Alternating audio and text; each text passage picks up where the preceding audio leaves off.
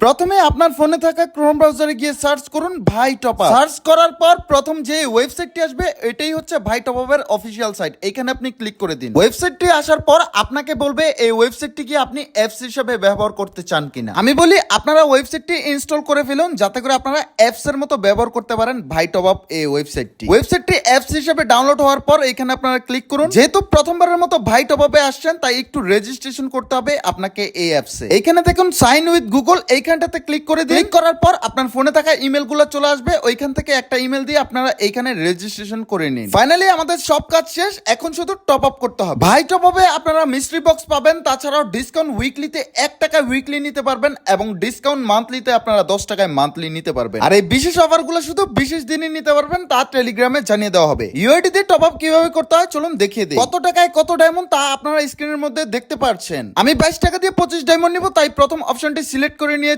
আপনি top up করার সময় আপনি আপনার বাজেট অনুযায়ী সিলেক্ট করে নেবেন। তারপর নিচে এসে আপনি আপনার ইউআইডি বসিয়ে দিবেন। বসানো হয়ে গেলে একটু নিচে আসবেন আর এইখানে দেখতে পারবেন বাই নাও, এখানে ক্লিক করে দিবেন। তারপর চলে আসছে বিকাশ নগদ, আপনি কিভাবে পেমেন্ট করতে চান। অবশ্যই আমি বিকাশ দিয়ে পেমেন্ট করব, তাই আমি বিকাশ অপশনটি সিলেক্ট করে নিয়েছি। আপনি চাইলে নগদও সিলেক্ট করতে পারেন। তারপরে আপনি আপনার বিকাশ নাম্বারটি এখানে বসিয়ে দিবেন। তো এখানে আমি আমার বিকাশ নাম্বারটি বসিয়ে দিচ্ছি। বসিয়ে দেওয়ার পরে এখানে কনফার্ম অপশন আছে, এখানে আমি ক্লিক করে দিব। তারপর দেখতে পারবেন আপনার ফোনে একটা কোড আসছে, ওই কোডটা কপি করে এখানে বসিয়ে দিবেন। তারপর কনফার্ম ক্লিক করার পর আপনার বিকাশ অ্যাকাউন্টের পিন নাম্বারটি চাইবে। তারপর আপনি পিন নাম্বারটি বসিয়ে কনফার্ম ক্লিক করার সাথে সাথে আপনার অ্যাকাউন্ট থেকে অটোমেটিক বিকাশ টাকা কেটে নিয়ে যাবে এবং মুহূর্তের মধ্যেই দেখতে পাচ্ছেন আমার পেমেন্ট সাকসেসফুল এবং আমার অ্যাকাউন্টে অলরেডি ডায়মন্ড চলে গিয়েছে।